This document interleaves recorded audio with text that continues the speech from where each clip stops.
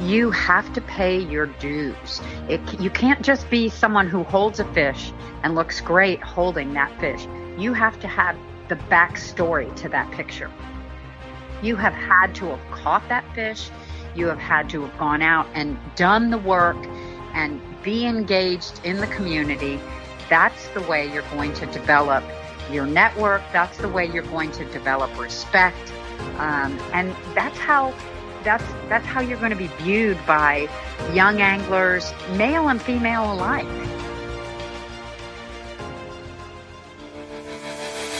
Welcome to the Woman Angler and Adventurer Podcast, inspiring real women with a passion for fishing and the outdoors to go get their adventure on.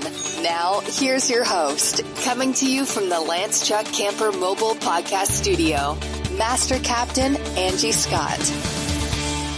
Welcome, everyone, to this week's episode of the Woman Angler and Adventurer Podcast. I have yet another special guest on with me this week.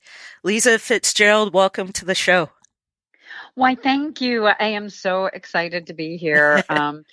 Follow your podcast and am envious of all that you get to do with the truck and the boat and travel. So you are a rock star for sure. Well, if I am one rock star to another, thank you. And thanks for following the podcast. As you know, it's a lot of work, I'm sure, but it's worth it for all the great experiences we get to have out there. Yes. So I want to kick things off right off the bat with some really, really huge, historic news that we want to share. So if you wouldn't mind to kind of tell the audience what that is. Yes, and I have goosebumps when I say it because it's almost like a dream, not reality. I received a phone call from the Florida Sports Hall of Fame, and the Florida Sports Hall of Fame actually honors sportsmen and athletes from the state of Florida.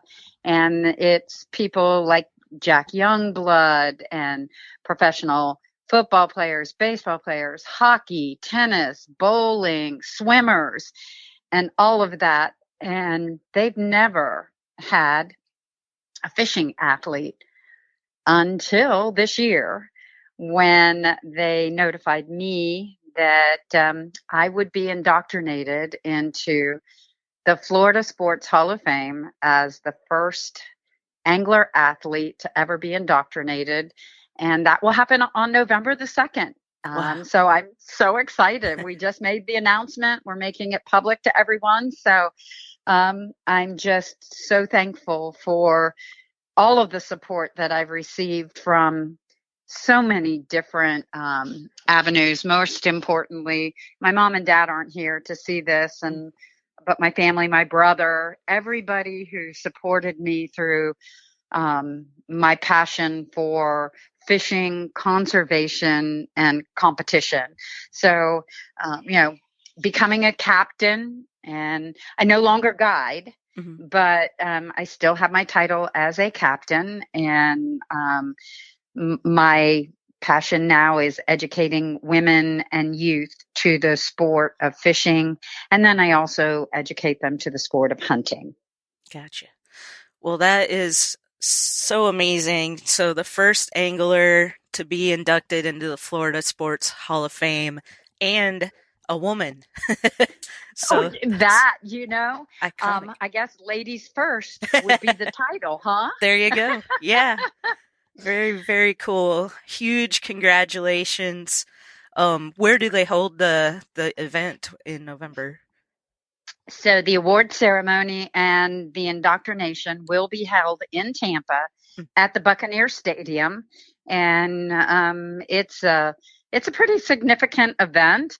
I'm excited to go and be there and be a part of it and get some really great photos. It's just a dream come true for me, and I'm really thankful that everyone had the foresight to see it's not just about the competition part of what I do.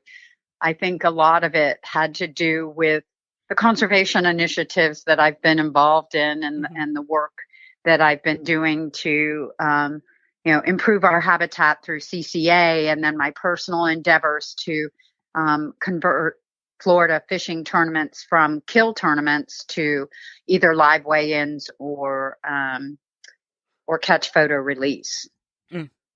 That's awesome. So it's been a long journey. I've been in the industry, the fishing industry, for close to 30 years, maybe longer. And it's just been a wonderful journey with so many great people in my life. We were the first all ladies team to go to the All-Stars and to competitively compete in the IFA, which is the Inshore Fishing Association, the FLW Redfish Tour, and the ESPN Redfish Tour. So we competed in those, went to the championships. As novices, when we got started, every angler and every competitor makes mistakes they don't realize. And we had fish DQ'd in the championships. We were first place, and just little things that you never think a fish could be too big, but with redfish, fish are too big. We were one of the top 10 teams in the ESPN Redfish Tour. We were considered one of the All-Stars, the only ladies team to ever be an All-Star. And so, our team name is Screamin' Reels and High Heels. And my partner, Captain Marilee Dunn, has passed away, and she's fishing with all the angels now. Sitting on the dock talking to my dad and my mom, and they're looking down going, "Atta girl, keep at it, keep going," so that's what I'm doing. Absolutely. Well, I'm honored to have you on the show and to snagged you before your schedule blows up. I'm sure all sorts of people are going to be reaching out to you to have you on or interview you for this and that. So, huge honor to have you. Well, this time. It's so great to see you just actively competing and doing the things that you are passionate about, and getting out there, and I've seen so many times where you've won, and you're up in the top caliber of all of the competitors. So kudos to you and to all that you're doing to move the sport of fishing forward for women.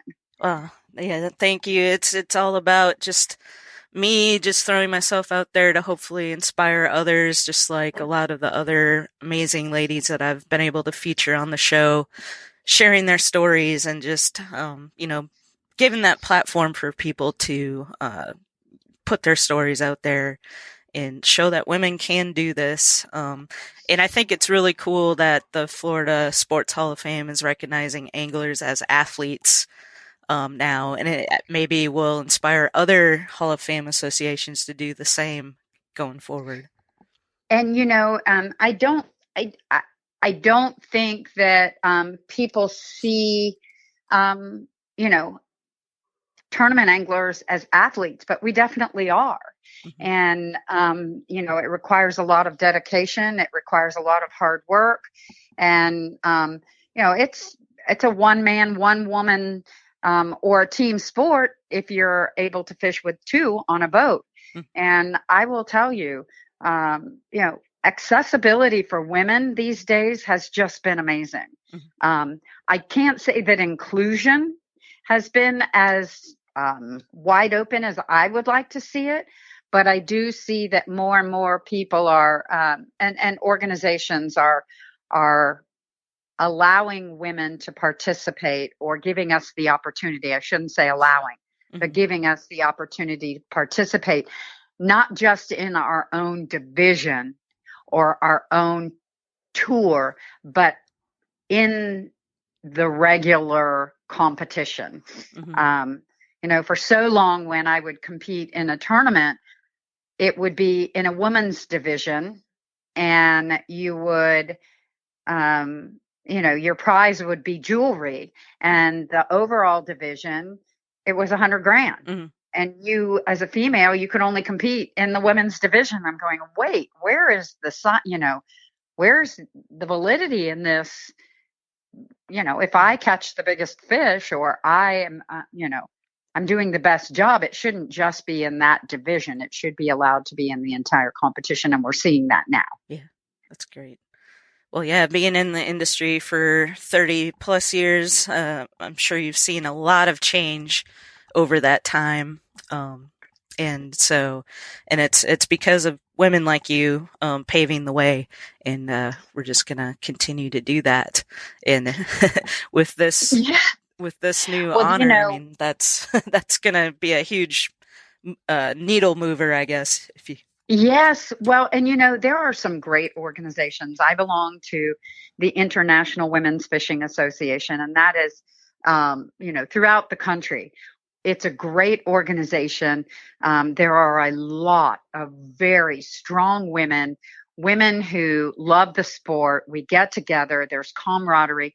It's a great opportunity to meet like-minded women. Getting engaged in your local fishing clubs. I speak all over the state of Florida to our local fishing clubs, and I do youth clinics, and, Ladies Let's Go Fishing is another great organization. There are a lot of organizations that are, opening the doors for women to get more engaged and owning their own boats. And, kayaks have been a great way to engage ladies for that first endeavor on the water, instead of, feeling like overwhelmed with a boat. Start out with a kayak boat, and then move up to, a motorized boat. And the courses and the different ways that we can get engaged are just impressive. So I encourage ladies not to go out on the boat just to catch some sun, but to get out there and catch a fish, and to catch the bug, and learn how to drive the boat, back the trailer, do all the things that are necessary to make you a good co-angler or a good boating partner. Yeah, and definitely there is athleticism required for, especially competitive fishing. And I imagine I mostly competitive fish for like freshwater bass, but you're out there reeling in these giant saltwater species in a tournament situation. You got to have some endurance to do that. Yes, I fish the redfish tour, kingfish tours, and then tarpon tournaments. And I will tell you, it was a challenge. And as you said, it requires some strength, but there's also now equipment that really helps you, like the stand-up fighting belts and the different things and the techniques that have been improved. Marcia Bierman and her stand-up fighting techniques for big marlin and things like that. In the past, the men have always had the strength to be able to manhandle the fish, but if you get a good partner who can manage the boat and use the boat as a tool to help you get these fish to the boat, what we're finding is now, with more conservation minded, just getting the leader and not having to manage that fish all the way to the boat and getting a hold of it, but leadering it considers it to be a caught fish. And that's better for conservation. It's better for the fish. Working it fast and getting up there so that, in salt water, we have big predators. The sharks have been just, incredulous, I guess is the word I want to use, but they're the tax man. And if you're not careful, a beautiful fish that you've brought up will wind up being eaten and can't be counted in many tournaments that I fish in, because the fish must be released alive. Mm-hmm.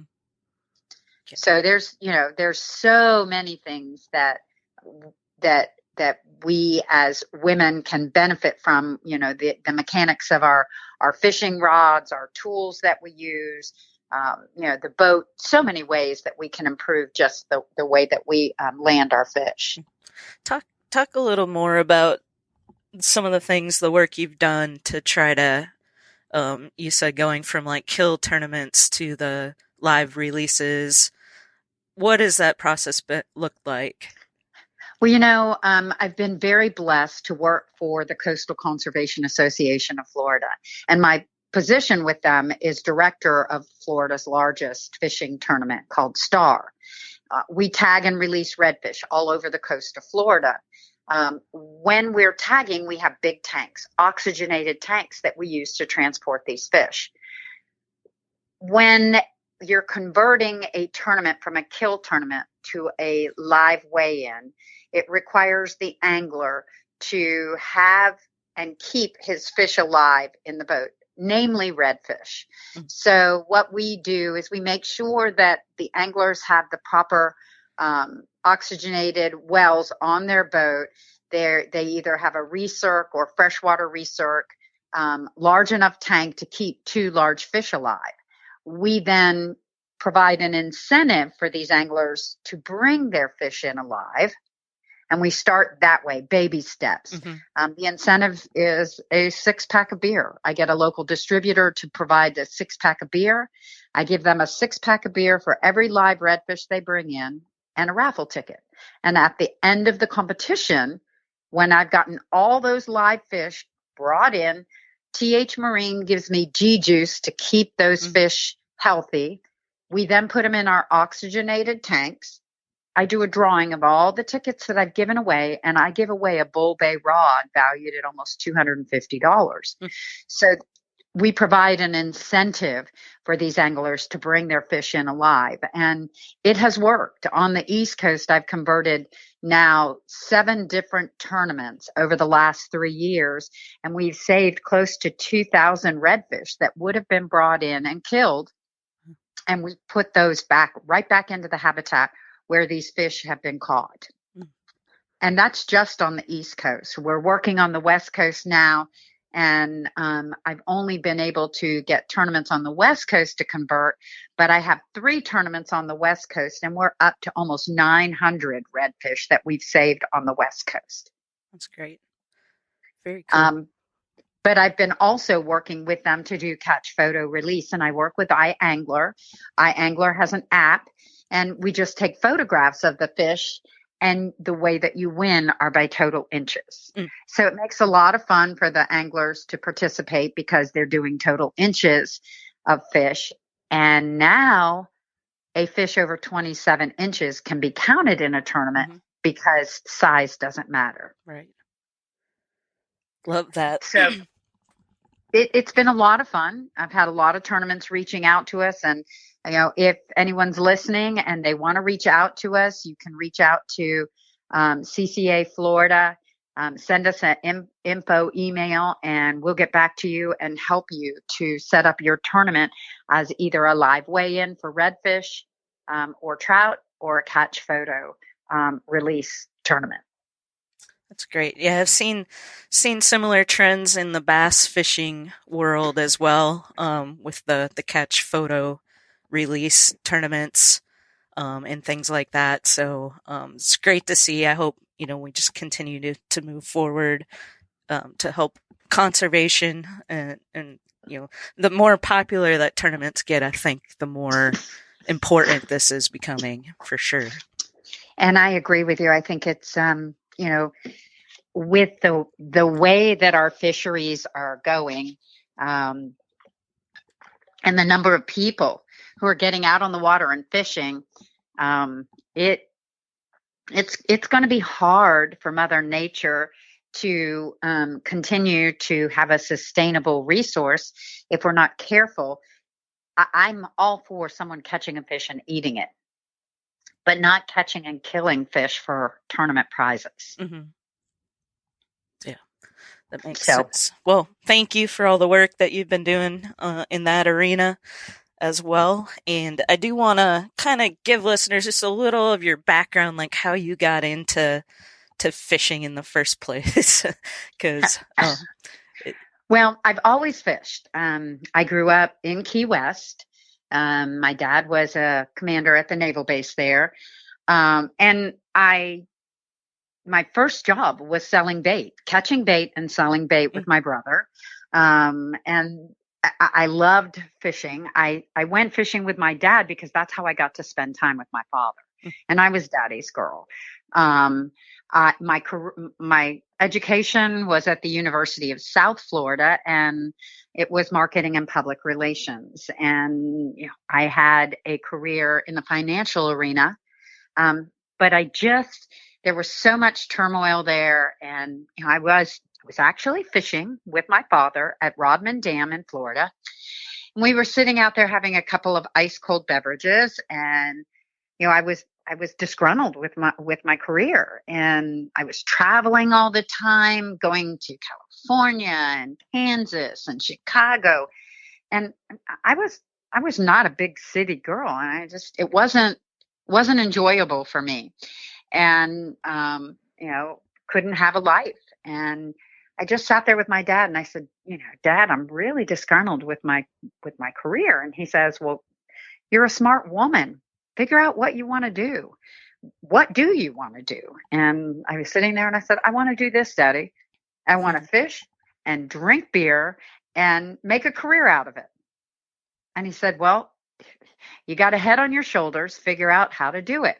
And it was not 2 weeks later, I was walking in a boat show and I saw two lady anglers who were all macked out in their fishing jerseys and and they were walking around at the Ranger boats. And I went up and talked to them, and they were skeptical.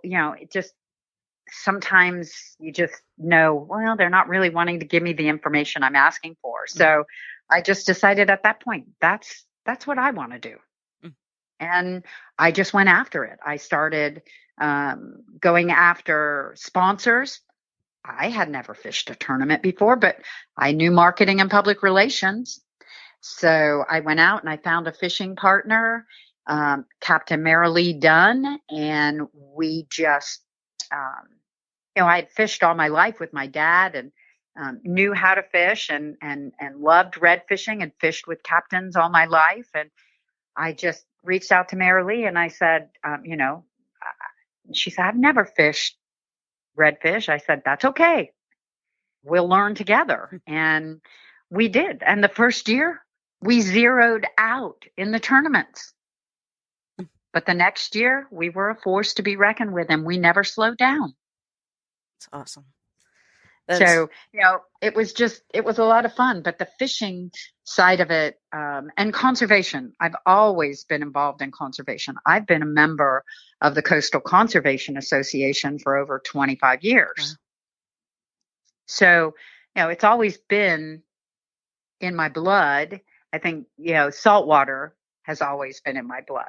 And I'm starting to have a foray in the bass. I love catching bass, and I have a rod in my truck. Everywhere I go, if there's water, you'll see me standing next to it, casting a line, trying to catch fish. That's awesome. I love that story. That's what this show is all about, stories like that, because there are so many women out there in that situation where they're just not happy and they just think that, you just got to do it to make a living, but that's not the case. You can really follow your true passion. And I think that that's what we're all put on this earth to do. So, and the one thing that I will warn everyone about, social media is fantastic. It is such a great platform, but you have to be the real thing. And no pun intended there. You have to pay your dues. You can't just be someone who holds a fish and looks great holding that fish. You have to have the backstory to that picture. Yeah. You have had to have caught that fish. You have had to have gone out and done the work and be engaged in the community. That's the way you're going to develop your network. That's the way you're going to develop respect. And that's how you're going to be viewed by, young anglers, male and female alike. It's not just about earning the respect of other women. You want the respect of everyone in the fishing community. Yeah, absolutely. And those that aren't real get found out pretty quick, I think. Sometimes it takes longer than others, but I think you're correct. And I just think that, if we can all just stay in our own lanes and just, keep moving things forward for women in the sport, I think it's going to be great. There are some really great female anglers out there. Look at Meredith McCord, yourself, Joan Wolf, all of these different women who have really, there's Cindy Nugent. There's so many great women. Lori Hall here in Tampa Bay. So many great women who have accomplished so much and give back to the community. That's the important part. It's not just about being a great angler. Right. It's about giving back. It's about being engaged, doing something. And that's why the conservation side of what I do is so critical to my well-being, is it's psychological compensation for me. It's funny you mentioned Meredith McCord because I'm going to be interviewing her next. Wonderful. So, well, she's an amazing female angler, records out the wazoo, and just, she's a fly angler. I'm a spin angler. There's a big difference between us, but she does some amazing things. And, we keep pushing the envelope and getting to do better and better. And it's always every trip I go on, and one of my friends, Pam Worth. Do you know Pam? I do. Yes. Pam and I fish together a lot. And she's a kayak angler. Mm-hmm. So if she finds it hard to fish in a boat, but we do it. And the thing that I learned from Pam, and I've tried to, for years, do this, but she is so good at it, is learning something every time you are on the water, with whomever you're with. Every person that you get on the water with becomes an instructor, because you're going to learn something from them. Yes. Love that. Yes. Very cool. Well, and I'm fortunate fishing with the LBAA. We have a pro and a co, so every time we go out, there's two people on the boat. And most of the co's that I fish with or get paired with have way more experience than I do. So I can definitely relate to learning every time we go out there. There's always something I hadn't thought of before, or technique that they're really good at that I am not as good at. And so I totally relate to that. I love that. Well, I know we have ICAST coming up this week, so I am excited. I hope you will be there, and we will get to see you, and we'll be at the ladies' meetup. Great. So awesome. I know there's some really great things, and Coastal Conservation Association has our booth there, so I will hope that you will come by and say hello, and we'll get a chance to connect in person. And just I'm looking forward to when you come to Florida next, that we get together and get out. I have a little Ginu. It's a 2-person boat, but she is sweet, and she's called the Skinny Bee 2. And I will tell you, she is it's an amazing boat to get just about anywhere I want to go except to big water. Very cool. Well, I can't wait to see you. I would definitely meet up with you at ICAST, and I look forward to congratulating you in person on this huge honor. And then, when we get back down there this winter, we'll definitely get together and do some fishing. Awesome. Well, Angie, thank you so much.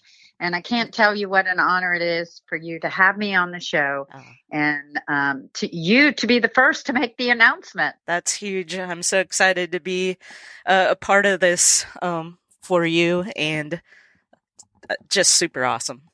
Love the timing. Thank you. All right.